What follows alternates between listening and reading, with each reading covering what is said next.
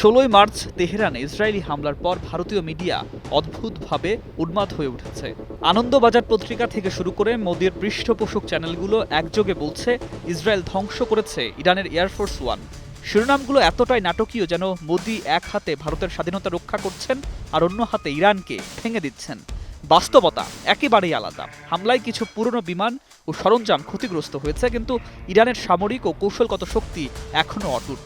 গদি মিডিয়া এই ক্ষতিকে অতিমাত্রায় দেখিয়ে ইসরায়েলকে এক দেবতা বানাচ্ছে আর মোদিকে সুপার পাওয়ার হিসাবে তুলে ধরছে। মোদির মিডিয়ায় নাটকীয়তা সত্যিই চমকপ্রদ। নগদ নিয়ে এলো হার না মানা হার অফার। সর্বনিম্ন 10,000 টাকা রেমিটেন্স নগদে পাঠালে থাকছে স্বর্ণের হার জেতার সুযোগ। খামেনির উড়ন্ত দুর্গ ধ্বংস শিরোনাম দিয়ে তারা এমন ইমেজ বানাচ্ছে যেন গোটা পশ্চিম এশিয়া একদম মোদির পৃষ্ঠপোষকতায় পরিচালিত হচ্ছে। আনন্দবাজার পত্রিকাও যেন এই নাটকের অংশ।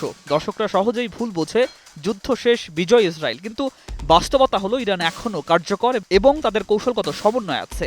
মোদি মিডিয়ায় প্রচারণা একদিকে যেমন মোদির ন্যাশনালিজম জোরদার করছে, অন্যদিকে দর্শককে বাস্তবতা থেকে দূরে ঠেলে দিচ্ছে।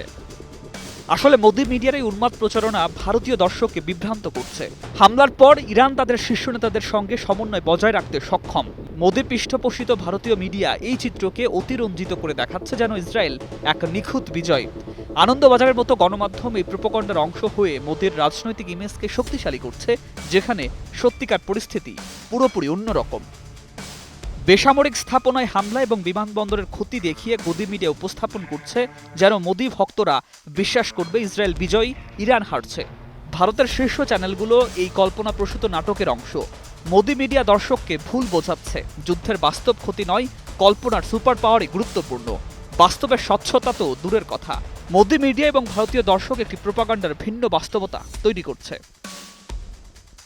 শেষে বলা যায়, মোদি মিডিয়ার এই প্রোপাগান্ডা মূলত মোদির রাজনীতিকে সমর্থন করার জন্য। আনন্দবাজারের ঝলমলে শিরোনাম যতই চোখ ধাঁধানো হোক, বাস্তবের দৃশ্য অন্যরকম। ইরান এখনও কার্যকর আর ইসরায়েল যেন বিজয় হিসাবে গদি মিডিয়া দেখাচ্ছে তা কেবল একটি নাটক।